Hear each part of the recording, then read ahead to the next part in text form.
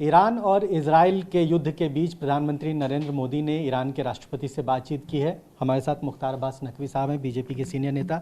Sir, प्रधानमंत्री की ये बातचीत और कांग्रेस पार्टी की जो आलोचना है भारत सरकार की विदेश नीति, खासतौर पर ईरान को लेकर, उस पर क्या कहें? देखिए, भारत की कूटनीति, भारत की विदेश नीति राइट डायरेक्शन में है और मोदी जी के नेतृत्व में भारत की कूटनीति राइट डायरेक्शन में है। मैं इसलिए कह रहा हूँ कि जो देश या जो लोग रॉन्ग डायरेक्शन में भागते हैं वो जो है वो चारों खाने चित होते हैं। जो राइट डायरेक्शन में चलते हैं वो अपनी मंजिल तक पहुंचते हैं।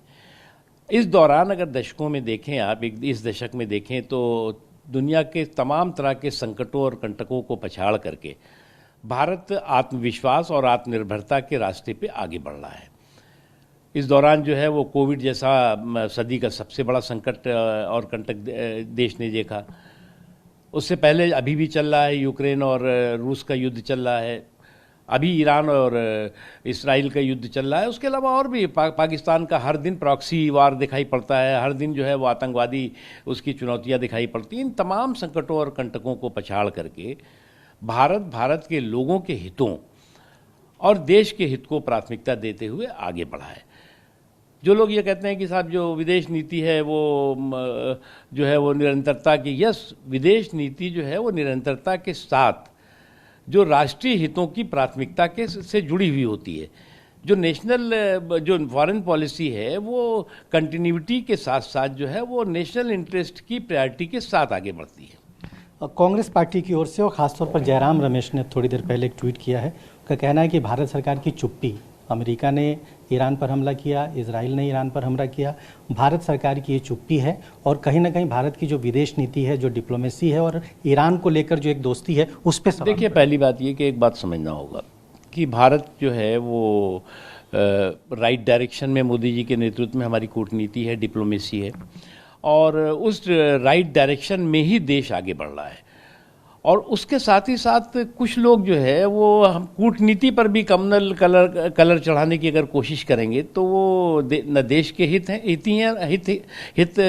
है उनके दिमाग में और ना ही उन देशों का हित करने की सोच है उनकी जिनके बारे में वो कहने की कोशिश कर रहे हैं। देखिए, भारत एक अकेला ऐसा देश है जिसमें दुनिया के सारे धर्मावलंबी रहते हैं।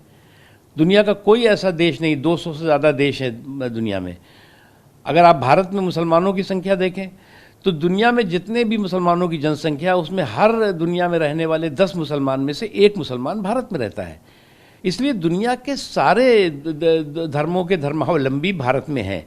इसलिए हम भारतवासियों की सुरक्षा और भारतवासियों के हित को प्राथमिकता देकर के और राइट डायरेक्शन में हमारी कूटनीति है। इसलिए किसी को उसका ज्ञान देने की ज़रूरत नहीं और ये बताने की ज़रूरत नहीं कि आज से 50 साल पहले क्या नीति थी और आज क्या नीति है।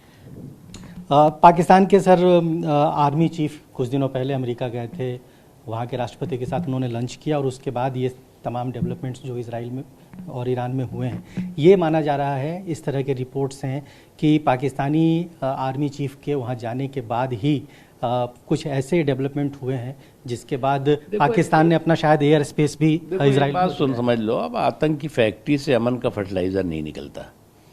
अगर कुछ लोग ये समझते हैं कि आतंक की फैक्ट्री से अमन का फर्टिलाइजर का प्रोडक्शन हो रहा होगा तो ये वो गलतफहमी है।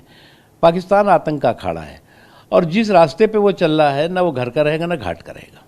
एक अंतिम सवाल है सर, भारत के सीनियर नेता हैं फारूक अब्दुल्ला साहब, उन्होंने दुनिया के तमाम मुस्लिम देशों से अपील की है कि एकजुट हो जाओ, एक साथ नहीं आओगे तो जो आज इजराइल और अमेरिका ईरान के साथ कर रहा है, कल आपके साथ। देखिए, मैं अब्दुल्ला साहब हूँ या कोई और हो, भारत की कूटनीति बिल्कुल राइट डायरेक्शन में है। हमें भारत की कूटनीति पर यकीन करना चाहिए और भारत के लोगों के हितों को प्राथमिकता देते हुए हम आगे बढ़ रहे हैं, उसको समझना चाहिए। बहुत शुक्रिया।